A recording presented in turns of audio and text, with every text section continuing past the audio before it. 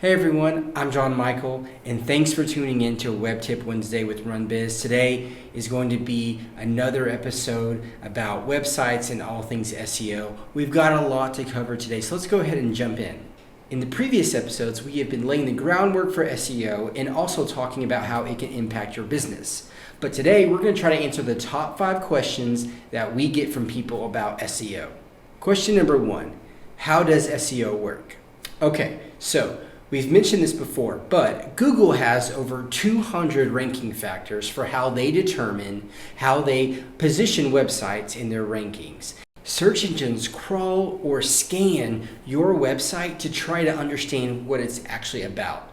The best SEO practices make sure it's very easy for those bots to scan your website and try to figure out what your site is all about. Question number 2, how long does SEO take? Man, it takes too long. That's for sure. A long time ago, you could launch a website and probably start to rank pretty quickly after that because of how limited the ranking factors were. Now it actually takes time for Google to index your site and position it where you want it to be. So if you're a brand new website, you're going to struggle very early on with ranking where you want to. Most SEO experts estimate 4 to 6 months before you start seeing results. Now, that is a lot different than when you start seeing your goals, but that's when you're going to start seeing the results that you may want to see is 4 to 6 months. Question number 3, does blogging help SEO? Yes, blogging is a very easy way to get fresh and new content on your website, which is also something that Google is looking for when searching your site. How often was this last page updated? Plus, blogs are always trying to usually answer a question that most people have.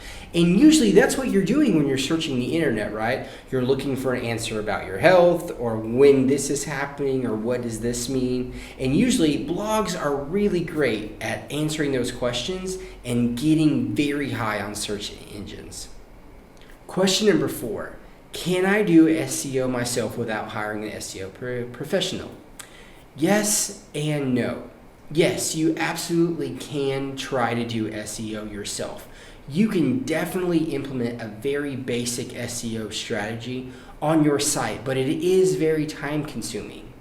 Plus, not only is it time consuming to do that, the landscape of SEO is ever evolving and ever changing. And to keep up with that may take a lot of time. Question number 5. What is the most important part of SEO?